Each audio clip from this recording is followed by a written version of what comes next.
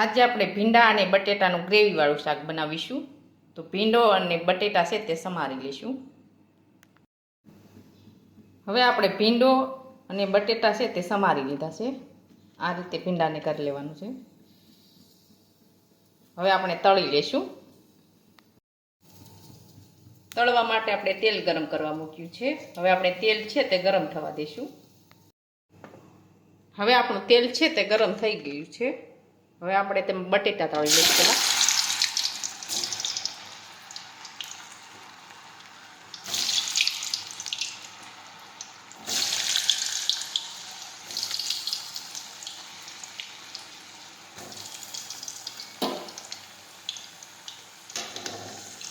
હવે આ રીતે ફેરવતા જઈશું.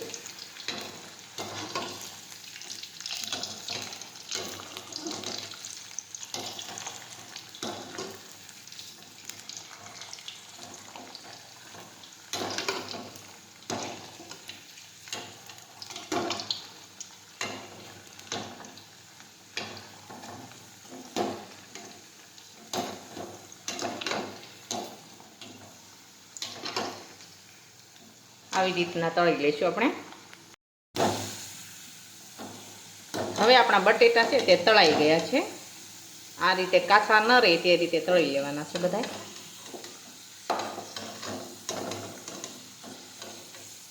એકદમ સરસ તળાઈ ગયા છે.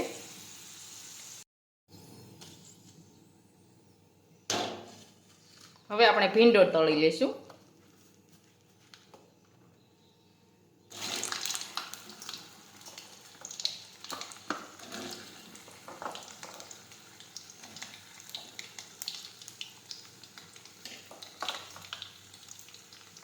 એ પણ એ જ રીતે તળી લઈશું, કાચો ન રહે તે રીતે.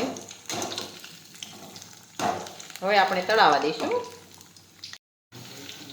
હવે આપણો ભીંડો છે તે એકદમ સરસ તળાઈ ગયો છે.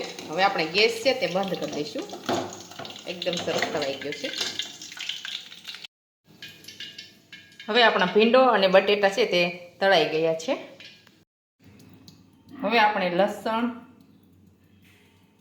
ટમેટા અને કાંદા ત્રણેય આપણે પીસી લેશું. હવે આપણે લસણ, ટમેટા અને કાંદા ત્રણેય આપણે પીસી લીધું છે. હવે આપણે વઘારી લેશું. હવે આપણે વઘારવા માટે તેલ ગરમ કરવા મૂકીશું.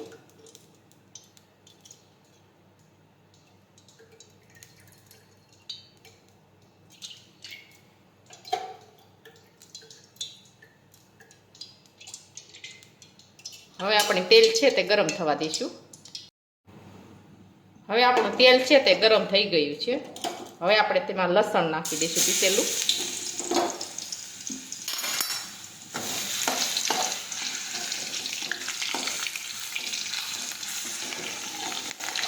આ રીતે સતળી દઈશું.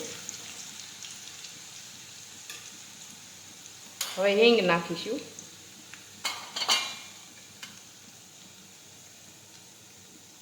પીસેલા કાંદા નાખીશું.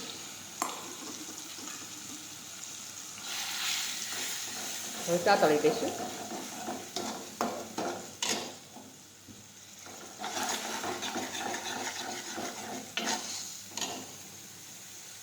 હવે આપણે પીસેલા ટમેટા નાખીશું.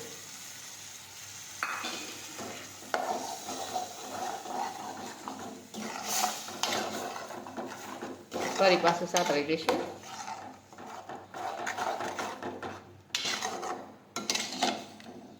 હવે આપણે ગ્રેવીને સડવા દઈશું. હવે આપણી ગ્રેવી છે તે એકદમ સરસ સડવા આવી ગઈ છે. એકદમ સરસ સડી ગઈ છે. હવે આપણે તેમાં બધા મસાલા નાખીશું.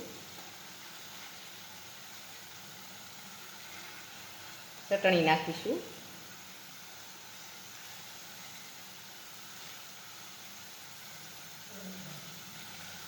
કાશ્મીરી ચટણી નાખીશું. જીરું નાખીશું.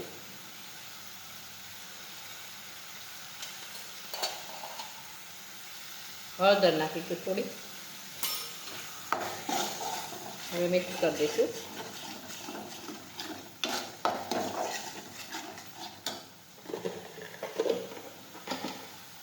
મીઠું નાખીશું,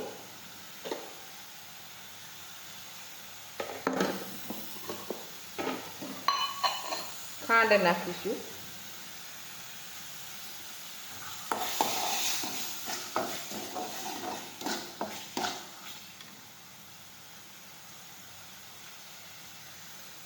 બટેટા નાખીશું તળેલા,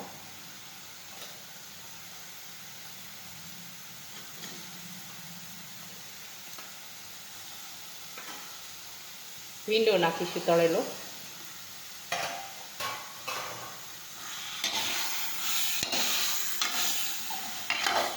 હવે મિક્સ કરી દઈશું.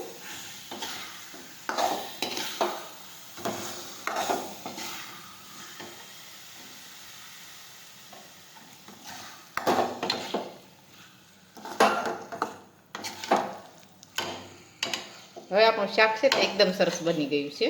હવે આપણે ગેસ છે તે બંધ કરી દઈશું. હવે આપણું ભીંડા બટેટાનું ગ્રેવીવાળું શાક છે તે એકદમ સરસ બનીને તૈયાર થઈ ગયું છે. અને અમારો આ વિડીયો ગમે તો મારી JK કુકિંગ્સ એન્ડ હેન્ડવર્ક ચેનલને લાઇક કરો, શેર કરો અને સબસ્ક્રાઈબ કરો.